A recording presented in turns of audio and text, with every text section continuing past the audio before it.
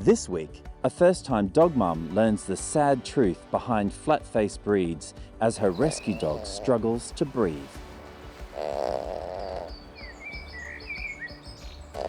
And I just turned to her and went, you know that's not normal, right? And I do something I've never done before and invite an owner into surgery to watch. I'm not a squeamish sort, rarely squeamish. If I am, I know I can always step down. I'm Dr. Scott, and this is Rescue Vet.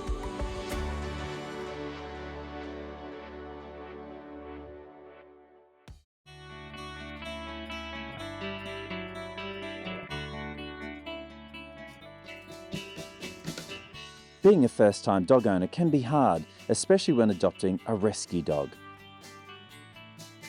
There's so much to learn about your dog's personality, behaviour, and of course, breed,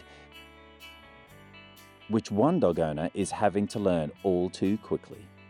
Jenny, she is the dog mum of gorgeous Cassie, who is a Boston Terrier. She came in with Cassie for another unrelated condition, and Cassie was sitting on the table, and I could hear this.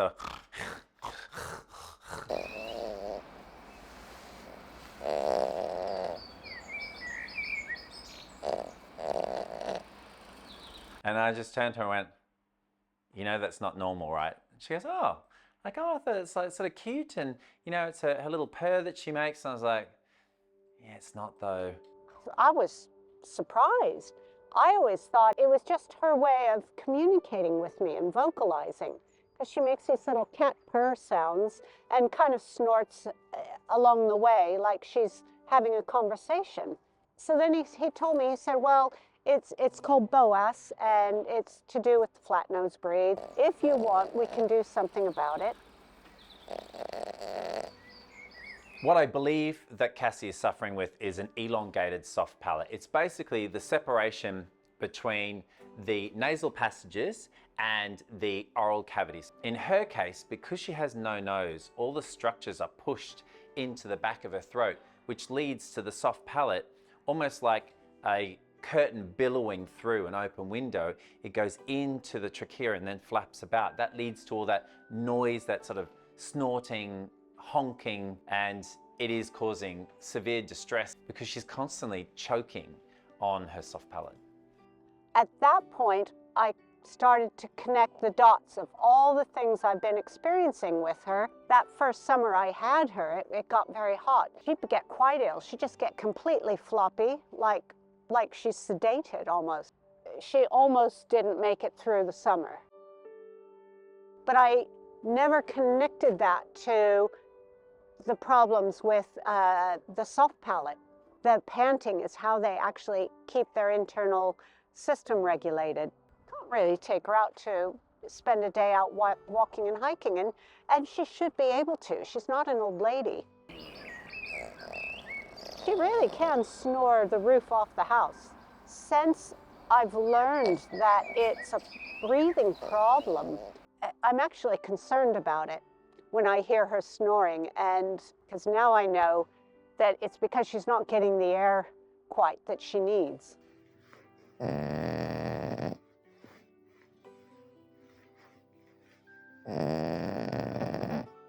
I can see in her face almost a sense of terror of the state that she's in. There's a real change in her face. It just breaks my heart. But she's my first one, and it's just like she's my baby. Cassie's really fallen on her feet with Jenny because she's such a committed and dedicated owner. This is a dog that went through 2 previous homes, and then Jenny's jumped in and rescued her, and she's willing to do anything and everything to make sure that this dog is happy and healthy.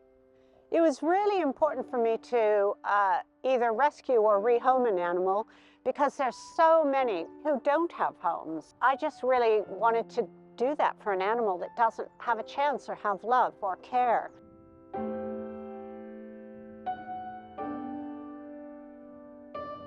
I saw her posted on a social media site, and I thought, that's odd that here's a 2.5-year-old dog. When I met her in the home, I was so repulsed by what I was walking into. I absolutely didn't want to touch anything. It was so disgusting and filthy. And here was this tiny little thing. I couldn't tell that she was gray from cigarette smoke in that environment because everything was gray. I wanted to get her out straight away.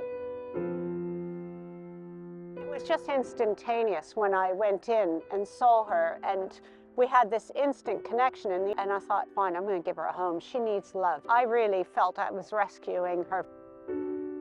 She was treated abysmally there, abysmally. She wasn't even a part of the family. She didn't know how to take a walk. You know, that was really strange to me, that she didn't know how to even take a walk on lead.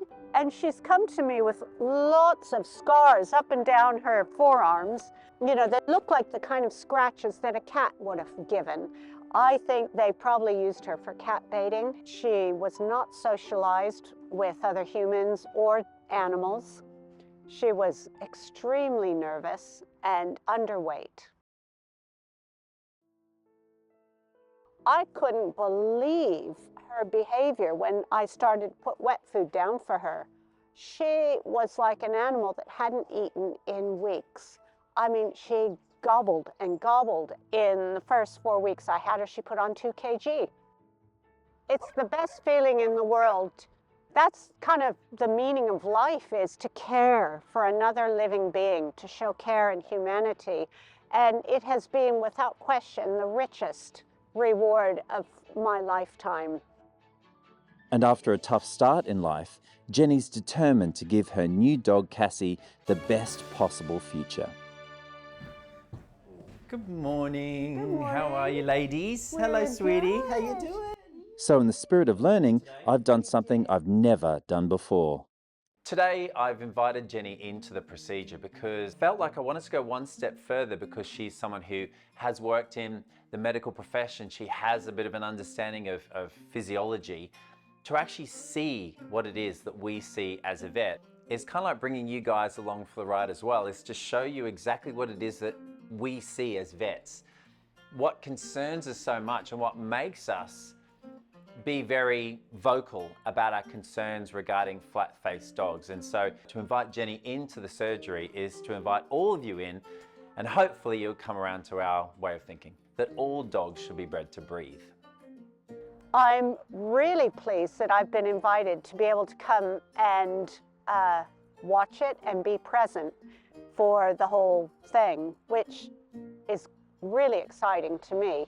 I'm not a squeamish sort, rarely squeamish. If I am, I know I can always step down. I'm curious how much of it comes out, you know? What's it gonna look like? Oh, look, you guys are matching. How cute. It's never planned consciously. Sure it isn't. I know, I wish I'd worn pink now. I feel out of place. When I get dressed and then I think, oh, she's in a pink mood, because it's just me. Of course, I'm projecting, but... So like she just sort of has certain aura that she likes every day. Of course. Fair enough. What aura am I today? Maybe I'm pink. Let's go with pink. Hi guys, you guys ready? This is my head nurse Gina, this is Sandra, and this is Ella. They're all going to be helping us today. Jenny's fur baby, aren't she? She's feeling very pink today. Are you feeling pink today? Oh, definitely. Oh, good. Always. Oh, wow. I feel like I've not been invited to this pink party. No, Wednesdays we wear pink. Wednesday pink day. Okay, fine. Okay. So what we'll do first is we're just going to be placing the IV catheter, aren't we? So Auntie Sandra's going to hold you. Yes. She's got you. Oh, that's like when I do your nails, isn't And like it? just the slightest amount of stress, she starts snorting. I don't know how you manage to sleep with her. Does she sleep with you? Yeah. It's a loud bedfellow, isn't it? Sometimes it's hard to fall asleep. I know people where the husband snores and they go, I just need to fall asleep before my husband, otherwise I can't sleep. Is this kind of the relationship you guys have? I have to say that sometimes, I'm told, I snore, and he says that it's like a symphony between us. I think that's probably quite flattering. Symphony? I'm not sure.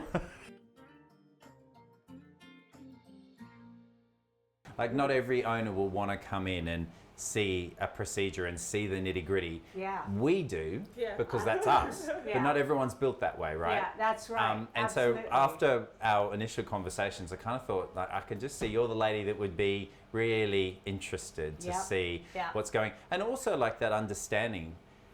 I can tell you everything that you want to hear, and I can say that there's an elongated soft palate. It's another thing for you to actually see it. Yes.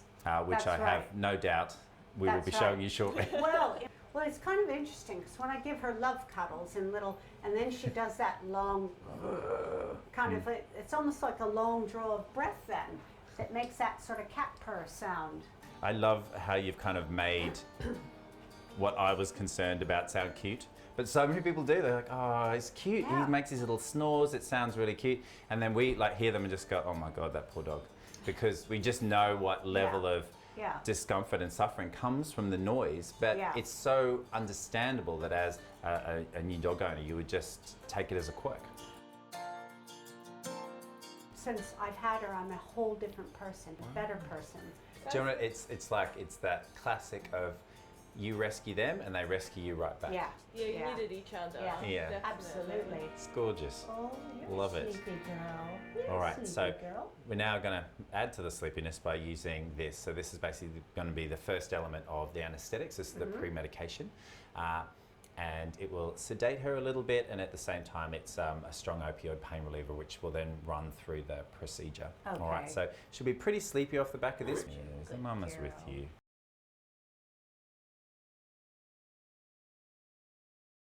Lovely girl, aren't you? She's got the most soulful little eyes, isn't she? I think so. Oh, here we go. It's a nice snore, wasn't it? Cassie. So let's just have a little look. So if I can ask you just to open that from the top. Good girl. So we can see really clearly there that. Oh yeah, it's blocking. Yeah. So see that? That's completely obstructed. So right now she can't get any air in but through her nose, and that's when you hear the snore. Yeah. Because she has to in order to make it move. Wow. See, it's stuck. Wow. Yeah. Oh my goodness. See that? Oh my goodness. Wow. That is way more than I ever imagined it would be. Way more. I'm really amazed at the size of that thing blocking and going in the way that it would actually cause more obstruction than not. And can you imagine that? Like if I asked you to swallow a handkerchief and then asked you to go for a run. That's what's happening, because you've got that handkerchief going down your throat, blocking your airway. Hanging there. And then I'm asking you to exercise. You're like, I don't think so. That's not possible. And there's the chances of choking and everything else, which is all the noises that they make. So that's why up until now, she's been going, Mum, I'm terribly sorry, but it's too hot. That's too far. I'm just not doing it because I would prefer to stay alive and I need to breathe. Man. Okay. It completely closes. So we're absolutely doing the right thing today. 100%. I'm really, really glad we're doing that. Good, good. So it shouldn't be allowed, you know, they should be bred to be reflective of a breed, but also functional. Yeah. And so if they can't get around the show ring without making noises or showing signs of distress, then they should not be allowed to win championships, and they should not be allowed to spread those genetics. That's the key. So this is kind of what we see from our end, is these dogs constantly struggling and suffering. And then I, as a vet, have to unwind some of the decisions made by others. You know, to the detriment of the animal. Because, you know, she didn't choose to be her shape and, you know, everything else. So... Now it's very clear what's causing Cassie's breathing difficulties. I want to take her through to X-ray to show Jenny how Cassie's inherited anatomy is causing major problems. All right, let's take this X-ray then. Okay, X-ray. Okay.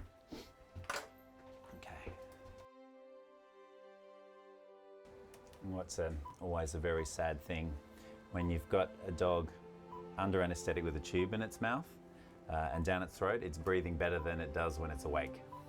It's just something really, really wrong with that. That looks like it's a monkey's head on a dog's body.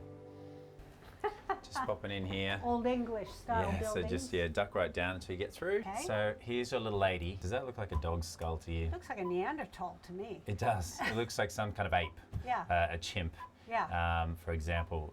So You no can nose. see it's really, it's Yeah. deformed. It's like a not right human skull. Yeah. So it's got a very domed head here. Yeah.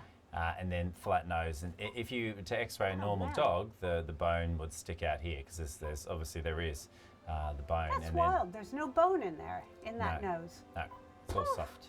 What you can see basically is the abnormality of the skull, which has caused all the problems. Yeah. Yeah. That's why there's the very bulbous eyes, because there's no slant Yeah. to the forehead, Yeah. and then all the issues with the nasal passages, and then all the issues with the teeth as well. Wow. With that in mind, let me fix what I can fix, because I can't fix that, but I can Okay. fix the soft palate. That's great. That's perfect.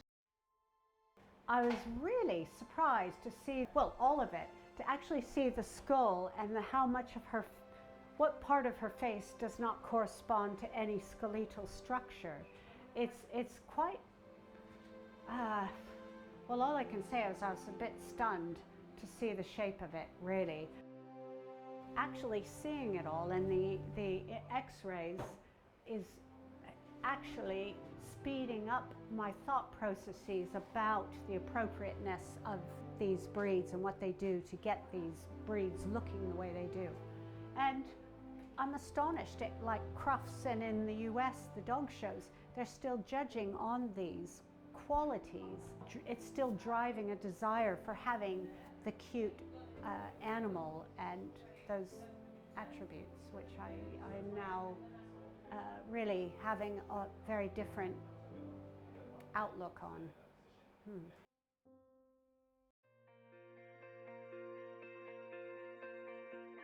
I've seen a lot of too long soft palates in brachycephalic, flat-faced dogs like Cassie, and this is not okay. Something needs to change. It's just not okay. To sort of see the horror in Jenny's eyes when she witnessed it and see how much it would cause her dog to struggle and suffer, but to give her dog that she loves the chance at a totally different life. It will impact on all elements of her life, but mainly her ability to exercise, swallow and breathe. Pretty significant things. This procedure will be hugely life-changing. It's nice. So yeah, so I've got a smile underneath my mask.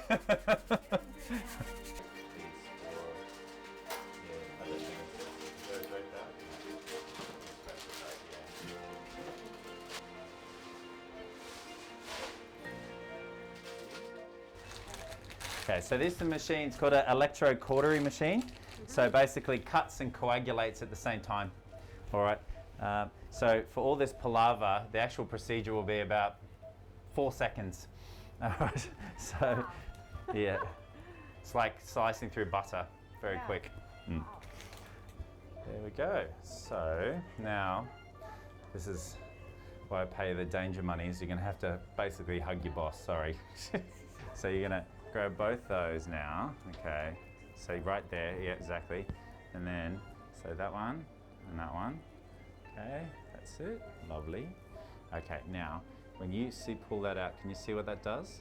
Yeah. So that's it. So we're at the pivotal point. So now it's the classic of measure twice and cut once. So it's like that. Okay, everyone ready?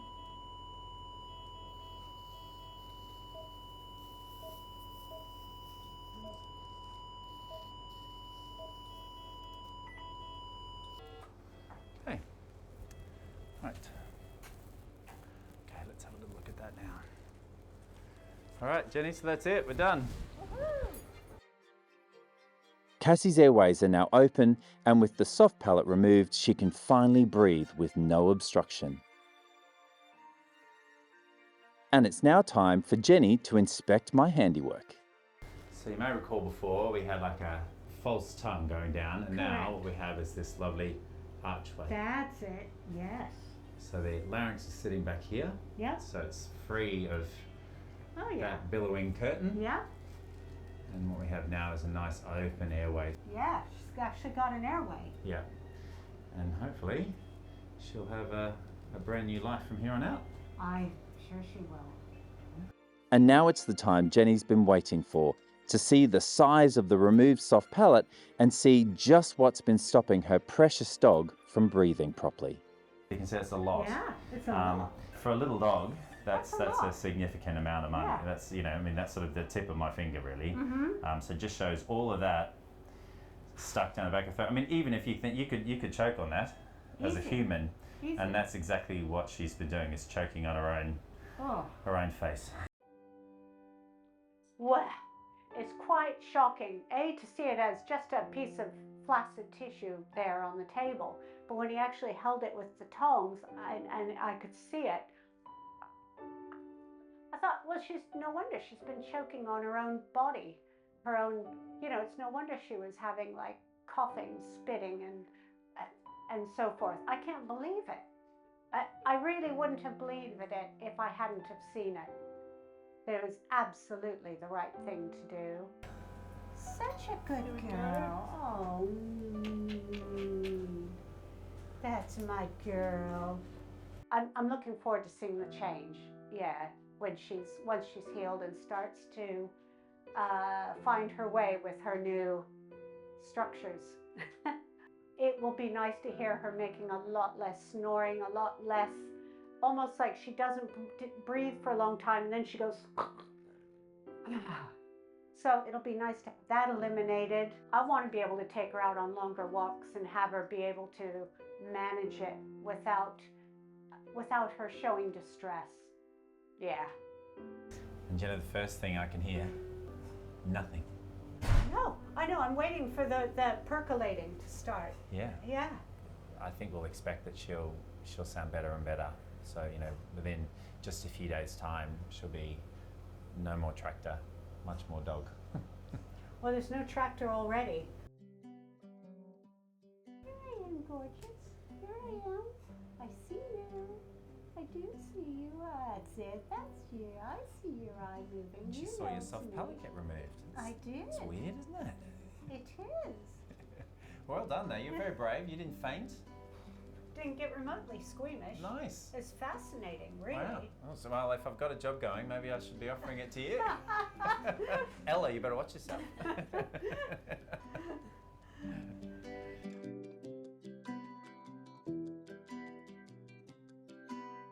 The surgery went really well, and I suppose in some ways you'd think that having an owner, pet parenting with you, could be quite stressful, but actually Jenny's so calm, so kind of assured and very confident in my skills. So actually I found myself really enjoying it, and the surgery went so well, and I really do feel that this is the start of the rest of Cassie's life in a really amazing way. I think it's just so important for anyone to realize what us vets see when we see these breeds coming in. We don't see the cute and the cuddly and the beautiful big eyes and all the things that might have beguiled people to get them in the first place. What we see is dogs that suffer, that struggle to breathe and have so many issues because of the extreme nature in which they're bred. And so today, to be able to kind of lift the veil and show Jenny exactly what I see as a veterinarian makes her understand why I'm so concerned about brachycephalic breeds. It really does anger me that dogs continue to be bred in this way, because it's completely preventable. As breeders, there should be some level of ethics about saying, you know what, this dog can't breathe, and therefore its offspring won't be able to breathe. And we should be stopping going towards this obsession with having animals that look like us with a flat face and the big eyes, and instead focus on the fact that a dog is a dog and consider that all dogs should be bred to breathe. After lots of cuddles from Jenny at the practice, Cassie is now well enough to go home.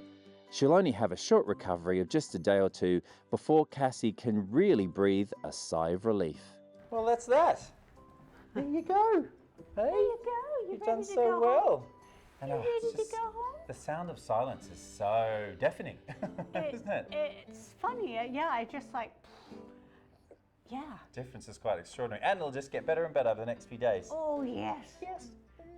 And You're this, such a good this girl. is just, Today, what was great was to be able to sort of see through your eyes for the first time, what I've seen many times, and your horror and the size of it and how it impacted that's on her amazing. ability to breathe Yeah. is why we keep banging the drum to say something needs to change Yeah. about the way these dogs are bred. Yeah. I must join you in the park for a walk and just see, hopefully she'll be tiptoeing through the tulips very Well, soon. we'll do that. It won't be too long, and we'll have that warm weather. Yeah. And she'll be all healed. And I'll have to try and dig out a pink shirt just to match. Absolutely. Bye, baby. See you later, Bye-bye. Jenny. So lovely to see you. You too. All right, all the Bye. best. Bye. Bye. Bye, Cassie. Quiet, breathing, healthy patient. Happy vet.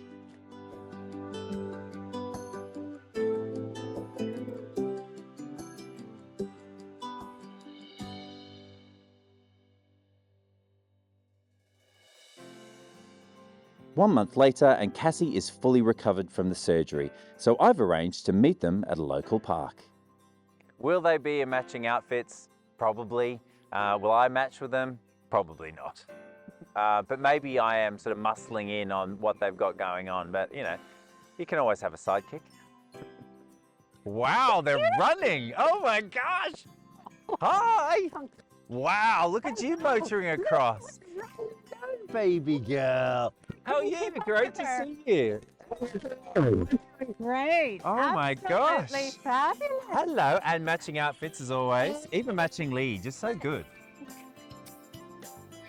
Well, I must say, first things first, silence. Like, besides the birds and the planes, she's not making a sound, and she's just gone for a run. Like, wouldn't have this been the time where she literally snorted the house down? Totally. Yeah. Yeah, she would have been. She's just so quiet. She has not snored once, not once since the surgery.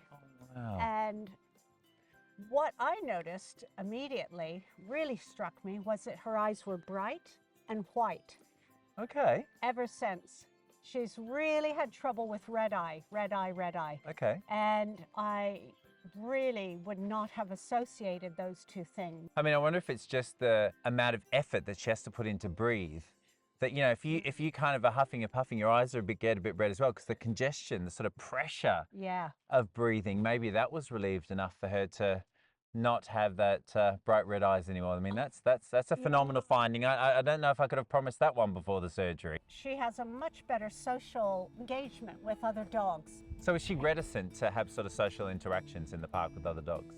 Before the surgery, yeah, Right. or they would get together and it'd be fireworks, a whole lot more. Yeah. And I think because, I don't know what, I think a reactivity, a fear, something on both their parts, you know, how they read each other. Yeah. And it would, the dogs that she would typically kick off with, she's not doing that now. Wow. It's a lot of flat-faced dogs have issues with antisocial behaviour towards them because they're hard to be read, because they sort of have a constant sort of grimace on their face. Yeah. So that happens at standard, but why, where she's got a face that I haven't changed, she's starting to behave this way? I think it's probably because she's not so anxious with her breathing. That's what so I think. just to be calm Yeah. and to just not have that to worry about must mean that her whole being has relaxed. Yeah. And what a joy, what a gift you've given her doing that. There's no doubt she's a happier dog. She's just constantly doing cartwheels in the grass. Cartwheels, cartwheel, cartwheel, cartwheel. And she'll look up at me, and then she'll go and do a dive and dive a few more times and look up with her bum in the air and then do more cartwheels. But you don't have to be a dog behaviorist to realize that that's joy, right? Yeah. I mean, that's happiness. That's dog happiness right there. And that's an amazing symptom, because before, anything that was physical, anything that required her to get a bit of energy going, immediately she'd start with the noise and would struggle to breathe, and also her body temperature would rise, and that's another issue that she had. Yeah. And the fact that she's now doing cartwheels, wow. I'm going to have to put that on my CV. Dr. Scott makes dogs do cartwheels. It's Can you amazing. imagine? I've never seen her do so many cartwheels. But she certainly has loads more stamina. Absolutely. She was down pre-surgery. She was probably down to about a 20-minute walk. Yeah. And she was just done. And now she's back up to a good hour and a half before she's cooked. As a young dog, I mean, she absolutely should be walking an hour. To only have been able to walk such a short time, it's just so wrong, isn't it? Yeah. She was born with a hand of bad genetics, and also, unfortunately, into a first family that wasn't looking after her very well. And thank goodness for you, you've rescued her, and she's sort of transcended to the butterfly because, you know, thanks to you, you've been open to wanting the best for her and allowing me to give it to her. And I'm just so glad for you both. Thank you. And I'm really, really appreciative of having been able to be in there and actually watch the surgery. And it made such a difference in really hitting home how important this surgery is, what it does, physically what's going on, and that has really had an impact on my outlook on this kind of breeding. And you know, part of me still thinks they're just the cutest darn things on the planet, and I think it's so unkind at the same time. But I think you very eloquently put what I feel as a vet. We're not saying everyone that has a flat-faced dog is a terrible person, because they're not. We're also not saying that the dogs are terrible either, because they're clearly not. They all tend to have really lovely, beautiful personalities. Yeah. They are just stuck in a body not fit for purpose. And why? Because we as humans have put them in that box. So we're the ones at fault, and change needs to be made. And it's one step at a time, it's one voice at a time, and I'm really glad that you've joined mine as we try and encourage more people to think more responsibly about breeding of dogs. It's always so special to be able to get out of the vet practice and to be able to see some of my patients in the wild, which is the local park, and to see that Jenny is just so happy about the response that Cassie's had to the surgery is so rewarding. Cassie literally is the poster girl for this particular procedure, in that before she couldn't have gone to the park or even stepped outside for more than 5 minutes, certainly not when it was warm, without snorting and making a huge amount of noise and really struggling to breathe. But now she's zooming around the park, she's really comfortable and not making a sound, which is amazing.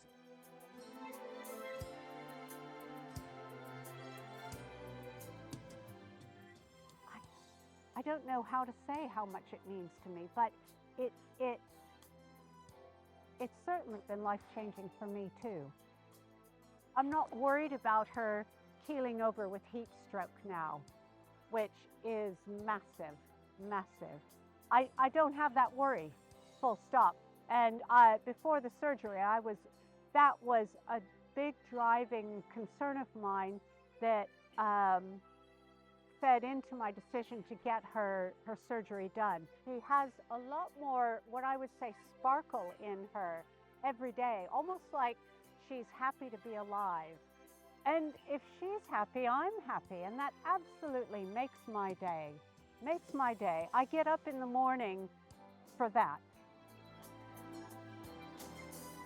The procedure that I performed on Cassie really does make a huge difference to the quality of life of those patients. And so I would say to any owner of a flat-faced dog, don't feel embarrassed to step forward and say, hey, my dog is making these similar noises, because with a simple procedure, you can literally transform their lives. But what I would say is that for people that breed brachycephalic or flat-faced dogs, do start to try and buck the trends of the show ring judges who are forcing you to breed them with less and less of a nose. Just do believe in the term bred to breathe. Every dog has a right to breathe and to breathe comfortably. No one's arguing that these dogs aren't wonderful natured dogs. Generally, they absolutely are, but they really do deserve to be able to breathe normally.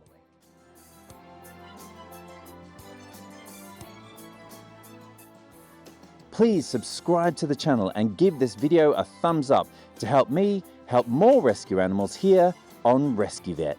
Bye for now.